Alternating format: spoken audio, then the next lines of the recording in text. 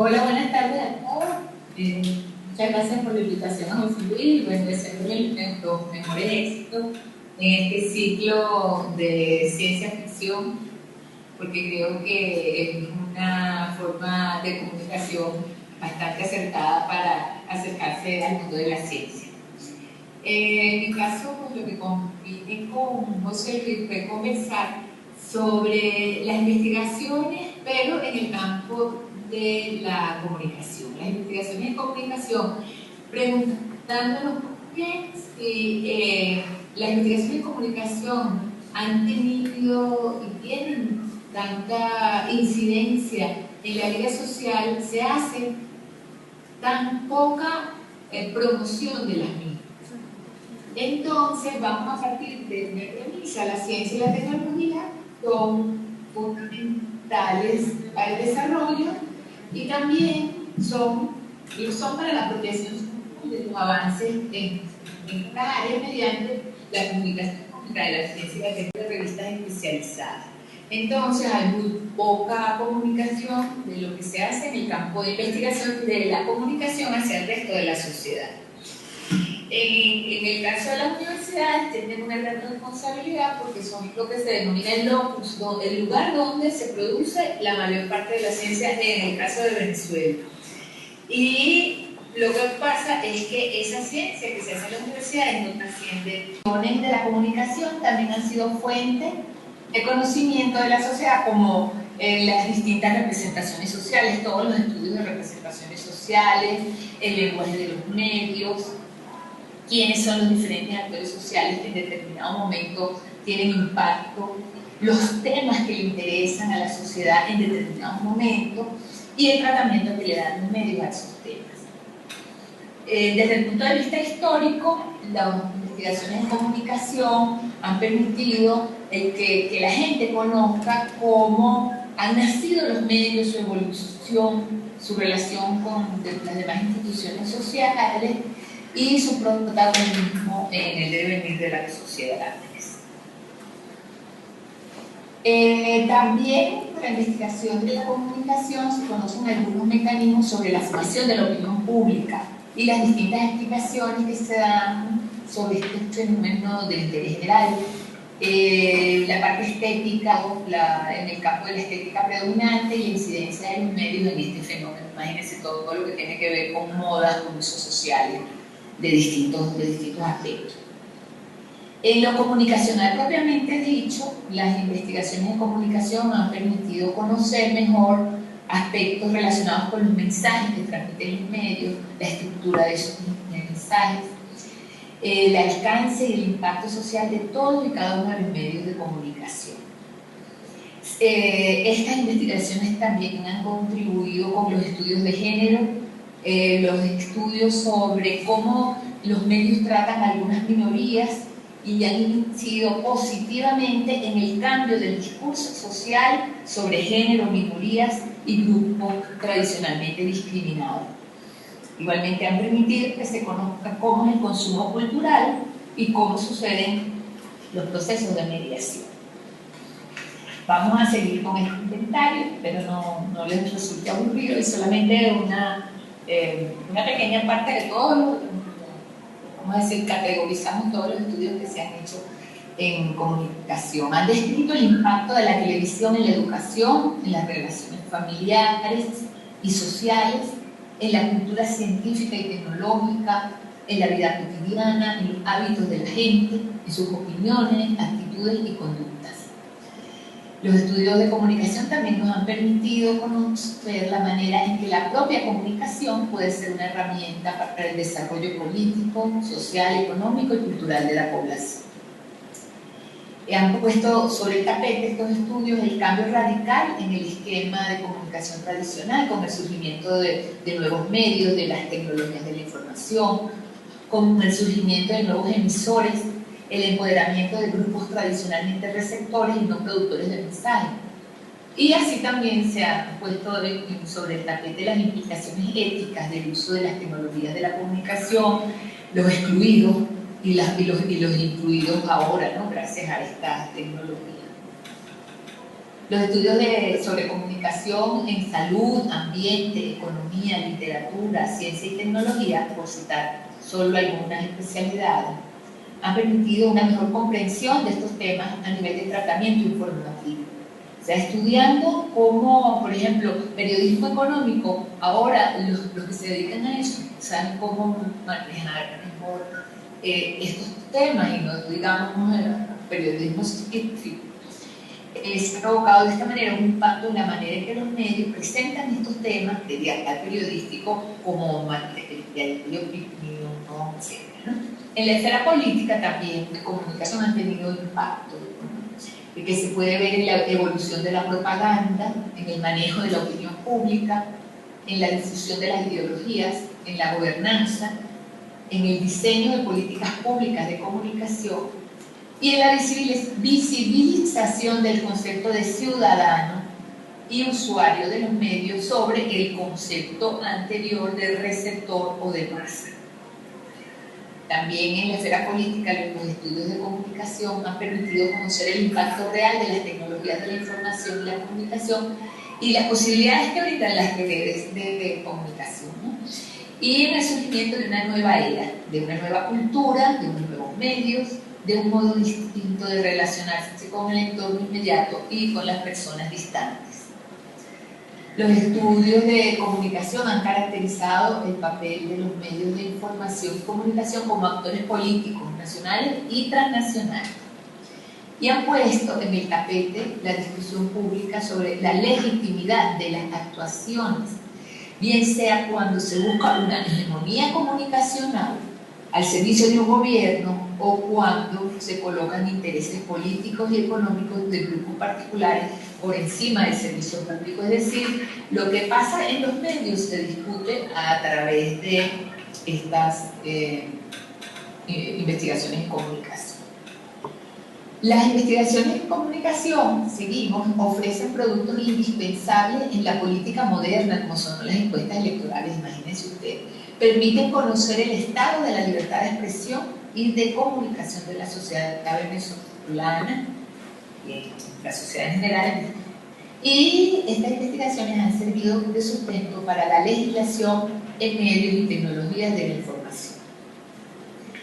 En la misma comunicación, el impacto ha sido en el desarrollo de lenguajes propios de cada medio, en la estructuración de distintos discursos, en los modos de transmisión de la información, y el impacto también ha sido en la calidad del tipo de contenidos transmitidos por los medios, su frecuencia, presentación y distribución. Son evidencia aspectos difíciles de registrar por un espectador desprevenido, mostrando la verdadera intencionalidad de lo que se dice en un intento de captar su voto o un respaldo político o ideológico. También es indudable el impacto de la investigación en comunicación, en la presentación, tanto el diseño, la disposición de los contenidos y todo lo que tiene que ver con el mundo de la comunicación gráfica. En la esfera, los estudios e investigaciones sobre comunicación han permitido el desarrollo de técnicas publicitarias que mueven el consumo y de esta manera dinamizan el sector productivo y también técnicas para el manejo de las crisis institucionales, todo lo que tiene que ver con patrones de consumo y con la comunicación corporativa, comunicación organizacional.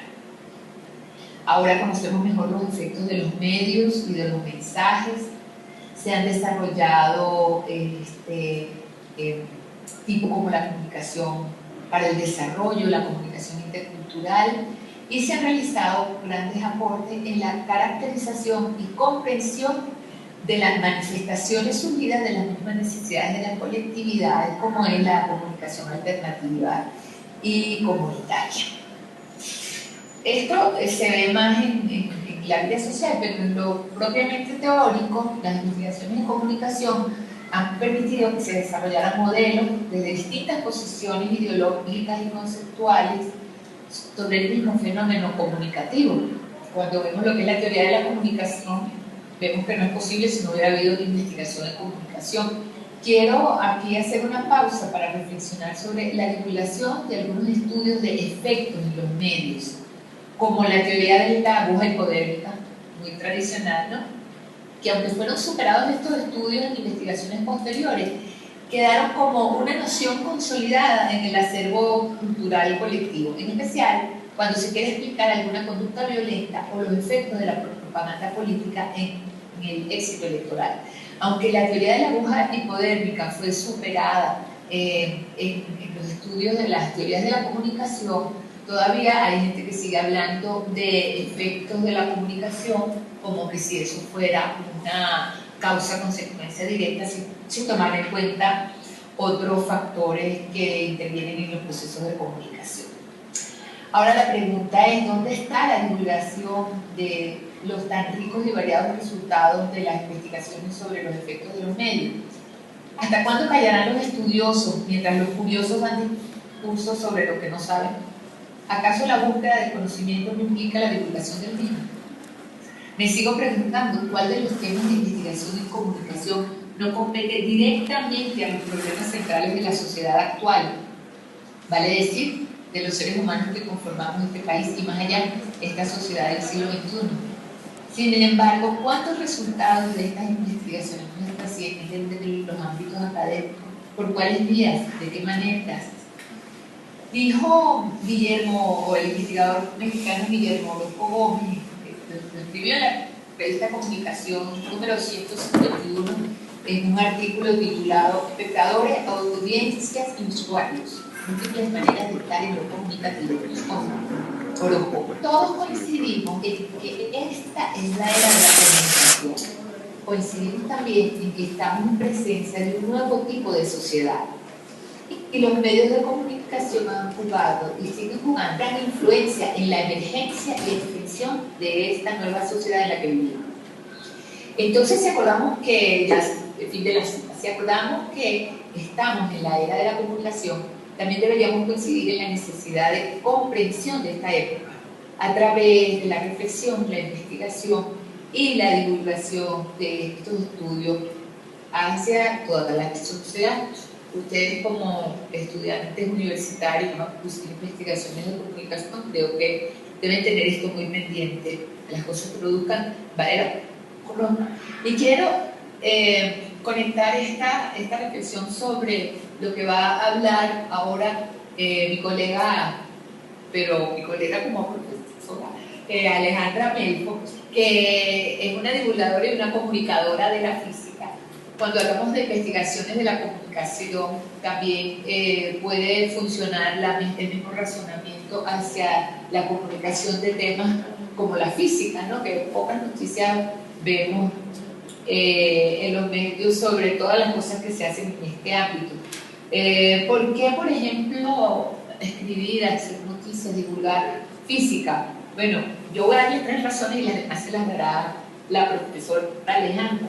La primera es el acervo de conocimientos que como seres humanos se pueden incrementar.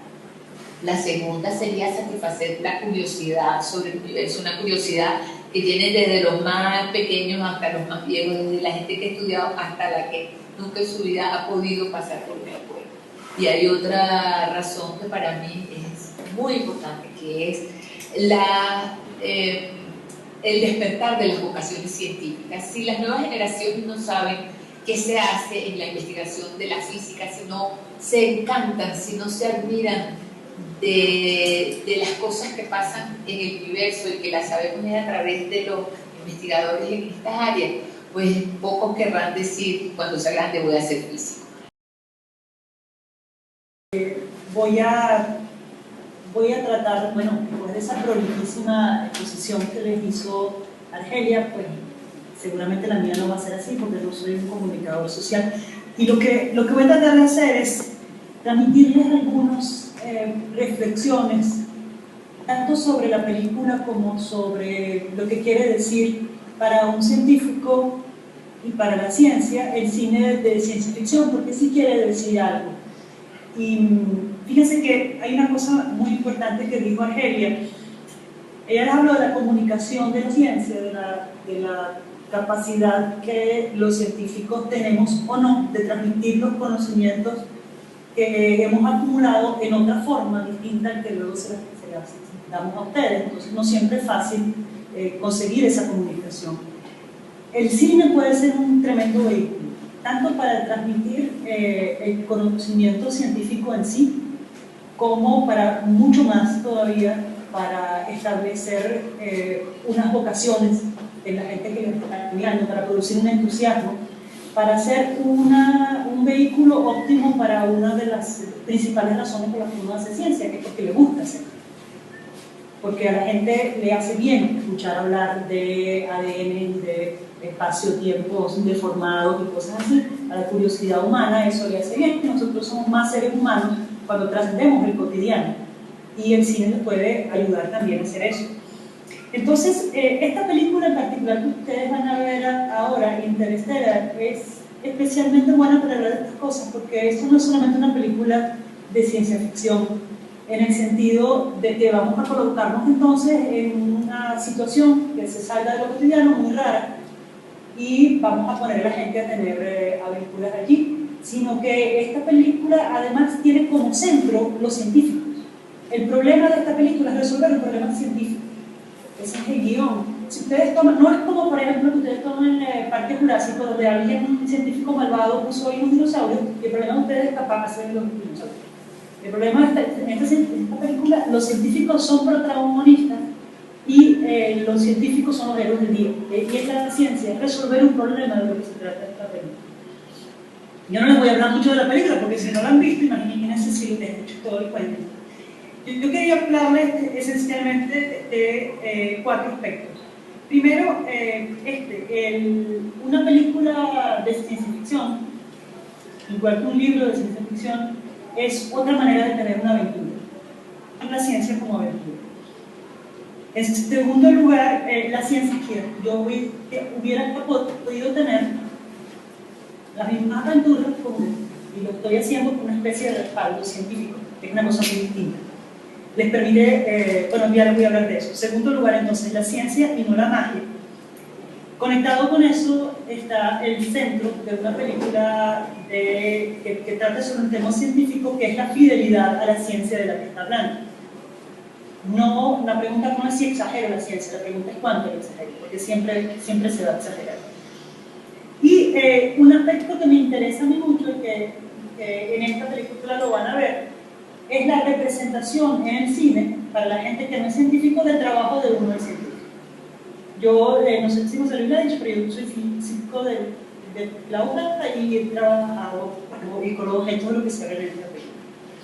Entonces, para hablarles del primer aspecto, la ciencia como aventura es una manera de ponernos grandes, seguir teniendo el héroe, el lugar especial donde uno va, le pasan una cantidad de cosas raras, con monstruos, etcétera, justificados de alguna manera. Entonces, lo que se está usando es la ciencia para poder, algún descubrimiento científico que uno tenga, o alguna imaginación de un descubrimiento científico cuando está más lejos, para crear un mundo que sea más divertido que este, donde puedan pasar cosas más emocionantes y los personajes tengan así algo que hacer. En esta película eso es el espacio-tiempo.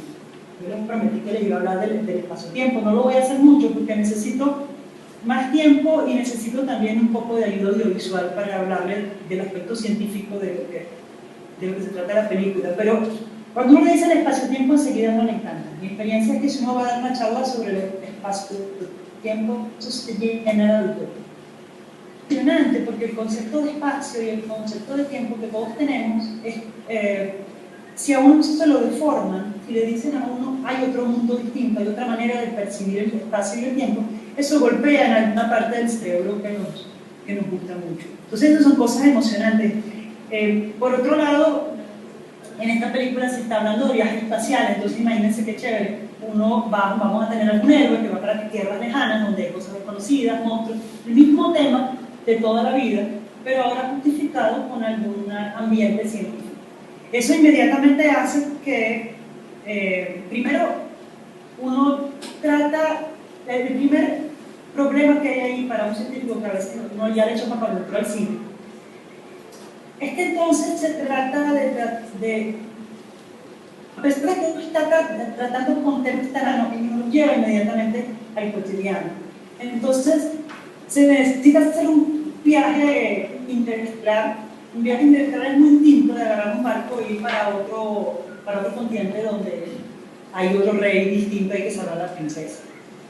Es muy distinto porque es muy lejos, es muy distinto porque quién sabe si se puede. Es totalmente aburrido viajar por el espacio, extremadamente aburrido, entonces uno va a tardar miles y miles de años en llegar a la estrella más cercana. Y con la manera que tenemos ahorita más rápida de viajar, tardaríamos, creo que son 50.000 años en llegar al Centauro y una cosa así. Entonces, en las películas ustedes nunca van a ver, hay que llegar allá y tener la aventura allá mismo. El viaje, entonces vamos a eliminar. Entonces, por supuesto, ¿qué se trata de hacer? Se trata de reproducir los libros de aventura que uno escribió aquí en la Tierra en otro contexto. Y esta película siempre es una de las que hacen esas cosas. Para eso es necesario entonces exagerar mucho. ¿No se oye? Sí, sí, sí se escucha. Entonces llegamos al segundo aspecto que quería decir. Fíjense, la ciencia de una civilización muy avanzada, decía un famoso escritor de ciencia ficción, es indistinguible de la magia para una persona que no conoce esa ciencia. Entonces las películas de ciencia ficción están jugando todo el tiempo entre esos dos extremos. Voy a explicar un poco, voy a decir que doy una explicación sobre que es un hueco negro, por ejemplo, que es un hueco negro, un cuerpo tan compacto que ni siquiera la luz puede escapar de él. Una vez que ustedes se acercan al hueco negro, no pueden salir nunca más de allí. Eso les dice la ciencia. Para yo explicarles por qué pensamos que existen, y ahora tenemos comprobación experimental de que existen los huecos negros, necesito muchísimo tiempo. Pero yo se los explico así rapidito y les digo, en un hueco negro, si tú te acercas, el tiempo oscila. Ustedes me lo tienen que creer. Entonces fíjense que yo les estoy pidiendo que me crean algo que no les puedo explicar en el transcurso de la película. Les podía haber dicho, en un hueco negro el tiempo se dilata porque vino el mago Gandalf y lo dilató. Y hubiera sido para los efectos lo mismo. Pero sí les da una sensación de base científica. De hecho la tienen. Y esa base científica nos gusta porque nos hace pensar que está más cerca de la realidad. Entonces las películas de ciencia ficción son mucho menos de escapismo que una película de magia. Sin embargo, siempre en todas las... ahí vamos a la parte que les decía de los problemas de fidelidad. ¿Cómo reproduzco la investigación científica? Bueno, no la voy a hacer siempre muy bien. Simplemente yo todavía no he visto una película, pero ni una sola, donde la ciencia baste. Aparentemente, en este sentido, a mí me basta que ustedes me cuenten sobre que hubiera mostrado ese hueco negro que aparece esplendorosamente diseñado, reproducido a partir de cálculos verdaderos, que verdad trabajan en eso, así como creemos los científicos que es hueco negro. A mí me hubiera bastado, a mí no tendrían que haber mostrado ninguna otra cosa más esotérica que eso. Pero no basta. Yo me imagino que no basta porque no puede bastar. Si a ustedes les gustara tanto la física como a mí, ustedes hubieran sido físicos. Entonces, tal vez no los emociona tanto un hueco negro como a mí. Pero siempre en todas las películas hay una exageración donde se cruza ese camino entre la ciencia y la magia y se llega a un punto en que se dice, bueno, entonces lo que pasa es que lo que les pasó en ese momento, eso la teoría actual no lo puede predecir. Entonces vamos a saltarnos de aquí, de la ciencia, y pasar a una cosa que la ciencia todavía no explicaba. Eso sucede en casi todas las películas. Esta película sucede al final. Y no se los puedo contar porque entonces les voy a arruinar el final, pero sí suceden varias cosas que no son donde uno lo que está diciendo implícitamente es no existe en este momento conocimiento científico sobre este tipo de hechos, entonces imagínense que es así. Entonces está introduciendo la magia. Los problemas de distorsión del conocimiento científico en cada película, bueno, son los que más molestan a veces a los científicos, dependiendo de cuál sea y dependiendo de cada persona, ¿no? A mí me parece que en general hay un problema de cantidad, un problema cuantitativo. Por ejemplo, hay una película que andaba girando por ahí que era toda una locura, donde se llama El núcleo de la Tierra cambia de orientación en esa película y el polo norte se convierte en polo sur. Entonces, si el campo magnético terrestre se invierte completamente de norte a sur, imagínense el desastre que se forma, hay que salvar esa heroína, yo no sé, yo no vi la... Sucede en la película en 5 días. El cambio de los polos magnéticos terrestres ha ocurrido muchas veces en la historia del planeta y es una cosa que dura varios millones de años. Entonces, ¿qué haces tú? Tomas el hecho científico impresionante y lo aceleras para que quede en la película. Entonces, no es un hecho falso, lo que es exagerado. En esta película Interestelar lo van a ver muchísimas veces. Es cierto que cerca de un hueco negro el tiempo se dilata, lo van a ver allí en la película cada persona. Para cuando ellos les transcurren 3 minutos, el resto del universo han transcurrido 40 años. Sin embargo, hay un problema del número. Una dilatación temporal de ese tamaño no es posible en ese hueco negro, ni en ningún otro, ni en ningún lugar donde una persona se pueda parar y estar de pie y como morir en el existe una dilatación temporal mucho más insignificante que eso. No sé, un 20% de tiempo seguramente. Es decir, que tú en lugar de que te un minuto y para el resto del universo pasaron 2, en el peor de los casos. Entonces, esas relaciones van a estar todo el tiempo. Y, por ejemplo, bueno, sucede varias veces en esta película. Existen teorías donde se postula que hay unas cosas que se llaman agujeros de gusano. Son una especie de distorsiones del espacio-tiempo que les permitirían, en teoría, conectar dos lugares del espacio-tiempo que están muy lejanos, de aquí a otra galaxia, y conectarlos de manera rápida, como una especie de túnel, es más cerca. En esta película ponen un agujero de gusano ahí en la órbita de Saturno. Si tú pones en este planeta, en este sistema solar, un agujero de gusano en la órbita de Saturno, lo distorsiona todo. Eso puede existir, pero son energías que estamos hablando gigantescas. Entonces, ven que es un problema de número. Muchas veces las distorsiones son agarran el efecto y exageranlo muchísimo. Entonces, en esta Interstellar, fueron las imágenes de esta película, prácticamente todas, y las situaciones que se desarrollan ahí, fueron hechas en colaboración con un grupo de físicos encabezados por Kip Thorne, quien escribió los libros de gravitación que todos estudiamos, o sea, que estudiamos por el libro de Kip Thorne. Cuando leyeron Thorne, dijo, escucha, prácticamente que un amigo. Ellos tuvieron que hacer en su laboratorio simulaciones reales de las ecuaciones de Einstein para el espacio-tiempo para ver cómo se vería de verdad un hueco negro, cómo se vería de verdad un agujero de gusano, cómo tendría que ser la velocidad con la que la nave llega para que el hueco negro la desvíe para donde la desvía, el cálculo de la órbita de los planetas, todas esas cosas las hicieron. Después el director cambió unas cosas, pero en ese sentido las imágenes visuales de esta película se parecen mucho a cómo uno piensa que debería ser, por ejemplo, un hueco negro con un disco de crecimiento como el que está allí. Entonces, esta es una película bien estudiada, sin embargo, tiene enormes cantidades de exageraciones de física y, bueno, yo no se lo voy a contar porque no importa. Como les digo, allí lo importante es que les produzca una emoción, una curiosidad semejante a la que me produce a mí cuando yo veo la ecuación. Cuando yo veo la ecuación del espacio-tiempo, yo probablemente siento lo mismo que cuando veo ese hueco negro en el medio de la pantalla grandota girando allí. Entonces, como ustedes no pueden ver la ecuación, pues sí, pues yo les puedo de alguna manera transmitir la emoción del científico, lo interesante de lo que le estudiando es un medio de comunicación muy válida, visual, grande, etc. Donde yo creo que, a pesar de que hay montones de películas de supuesta ciencia, donde los errores de ciencia son garrafales, como esta del núcleo, por ejemplo, no les digo nada yo de particulásico, el ADN del dinosaurio, hay una película que se llama Gattaca, esa película tiene una persona que agarra en algún momento en su mano toda la transcripción del genoma de un ser humano. Es un papel donde está escrito el genoma de un ser humano. Yo estaba sentada al lado de una amiga bióloga cuando vi la película. Y ella brincó en así. El genoma de un ser humano escrito en las letras en que estaba escrito eso, hubiera ocupado una biblioteca como la biblioteca más grande de Caracas. No lo puede tener en la mano en un papel. Entonces, errores garrafales, cosas que no importan.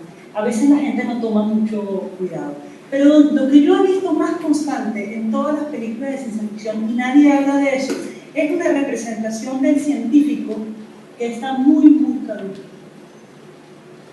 Fíjense que nadie habla habla de eso, y ni siquiera los científicos hablamos de eso. La gente les va a decir que aquí en Interestelar es chévere porque la científica principal es una mujer. Es hija de un científico, que es una cosa que sucede muchísimo. Entonces está la hija, el papá, toda una familia de gente que hace ciencia. Ella, bueno, eso, para empezar es mujer, hay más de una mujer doctora. Entonces, han alabado mucho eso, así como alaban que alguna persona de alguna minoría aparezca como científico en estas películas. Esta película que se llama El Marciano, que salió hace poco, quien salva todo es un muchacho negro, que es un científico, un calculador. Y entonces, bueno, pusieron uno negro, qué bueno, ¿no? Sin embargo, yo nunca he visto en una película representado lo que realmente uno hace, que uno trabaja en equipo. El científico de la película es siempre un individuo, siempre, que se le ocurre una cosa y descubre algo. Es decir, como si estuviéramos en la época de Leonardo da Vinci. Nadie trabaja solo desde la época de Newton para acá. Ustedes le dijeron alguna vez que Einstein hizo la relatividad general, efectivamente la hizo, y todos los cálculos lo hizo con otra persona. Con una persona que tenía al lado, con sus estudiantes, con la ayuda, con la conversación, con los otros colegas, con ir a un congreso e intercambiar ideas. Y eso estamos hablando de 1916. Más recientemente eso es un fenómeno todavía más extendido. Yo los desafío a que ustedes vayan y busquen un trabajo científico en una revista científica del año pasado, escrito por una sola persona. Así sea de biología, de física, de matemática, de química, de lo que sea. Ustedes van a encontrar siempre más de un autor. Eso no es normal. Eso no es normal. Si los descubrimientos científicos que aparecen en la película, digamos, en la parte del guión donde alguien descubre una teoría y le pone el experimento, que hubiera sucedido en la vida real, eso hubieran sido una persona, un equipo, una persona con todos sus estudiantes. A veces lleva el nombre no solo, tiene esta capacidad de estudiantes sacando la cuenta. Un experimento de física de partículas como lo que se están haciendo ahorita en Europa, lleva 3.000 personas trabajando. Entonces, allí había un comentario, porque tal vez eso no es más grave que representar el núcleo de la Tierra o el código, ¿no? Es menos fidedigno, de hecho no parece tan grave, pero me da lástima porque es muy bonito. Y a mí me parece que se está perdiendo la oportunidad de decir a la gente que eso es lo que sucede. Si ustedes ven esa película, la última que se llama El Marciano, en El Marciano se trata de rescatar a una persona que está en Marte. Muchísimas de las cosas científicas que se hacen ahí se hacen en equipo, pero sobre todo las cosas de ingeniería. Cuando aparece el científico, el que calcula, el que saca las cuentas, otra vez aparece uno solo. Es uno solo. Bueno, eso no es así. Y sería bien bonito porque creo que es una de las cosas que a mí, por ejemplo, más me gustan de mi trabajo, que el trabajo tiene un aspecto de comunicación entre dos seres humanos, entre 2, 3, 4 o 5 o más seres humanos que se juntan y crean algo juntos. Y eso es una de las cosas más bellas que los seres humanos pueden hacer. Una creatividad en equipo. Es una lástima que eso no aparezca representado en las películas todavía. Entonces la representación del científico creo que todavía está muy en pañales y que inclusive las películas más fidedignas de